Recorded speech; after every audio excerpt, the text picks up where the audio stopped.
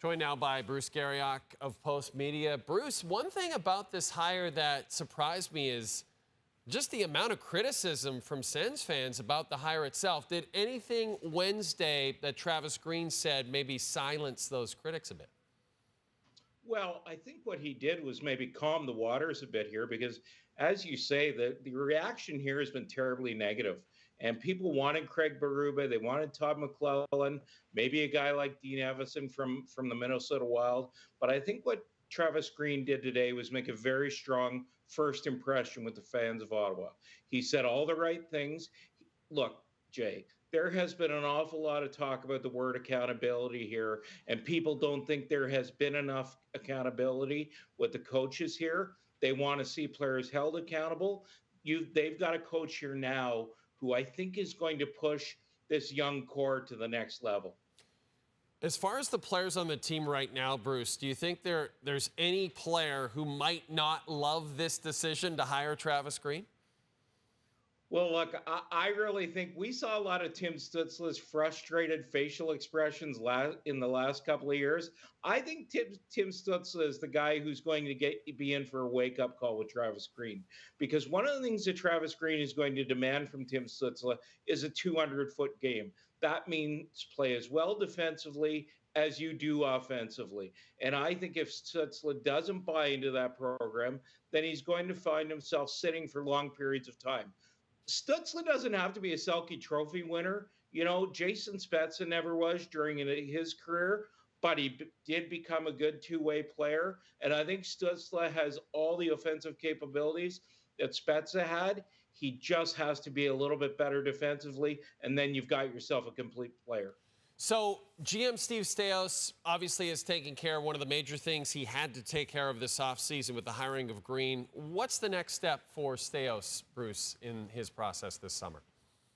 Well, you know, his work is never finished, and obviously he's got to roll up his sleeves and get to work and give Travis Green a better roster. One of the things we talked a lot about here was this team did not have very good goaltending.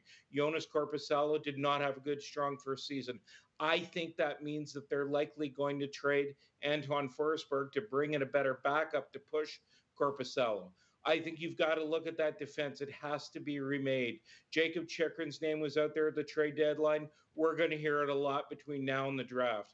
Those bottom six forwards, they want to change that mix. They've got to sign Shane Pinto, a restricted free agent. And the other guy's name I think we're going to hear a lot of here in the next few weeks is Matthew Joseph. I could see a scenario where they try to get him off the books before the NHL draft.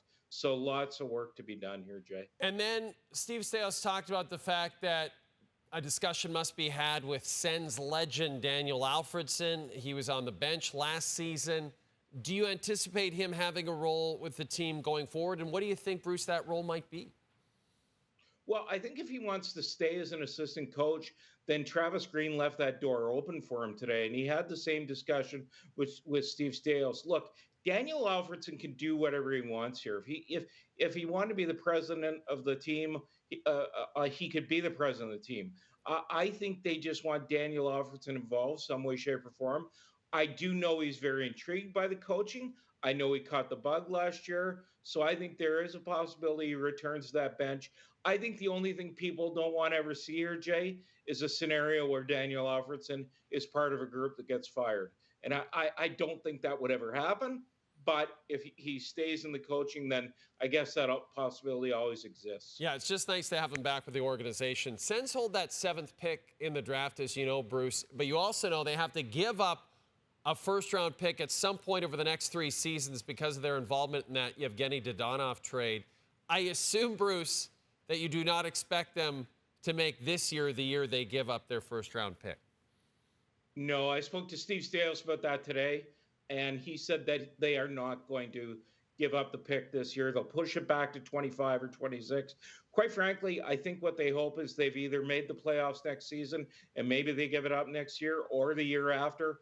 I also think that at some point, Michael Andlauer will have another discussion with the National Hockey League about maybe dropping this altogether. Maybe wishful thinking, but it did happen with Ilya Kovalchuk and the New Jersey Devils, so that possibility is always on the table. Bruce Garrioch, you're the best. Thanks for this.